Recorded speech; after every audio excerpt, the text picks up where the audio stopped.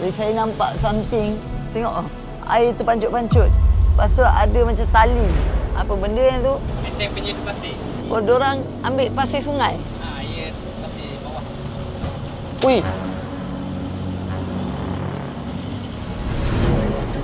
Ayo. Ayo. Batu. Teruk sangat tu muka. Mas, teruk sangat tu muka. Langgar batu je. Tengok oh. Mesin sedut pasir. Rupanya ni cara diorang ambil pasir daripada sungai. Nak tengok pasir dia keluar. Jom kita pergi tengok kat mana pasir tu keluar kan. Apa tu? Wih. Rombongan je. Rombong lah. Epic gila. Ni macam mana sistem dia kan?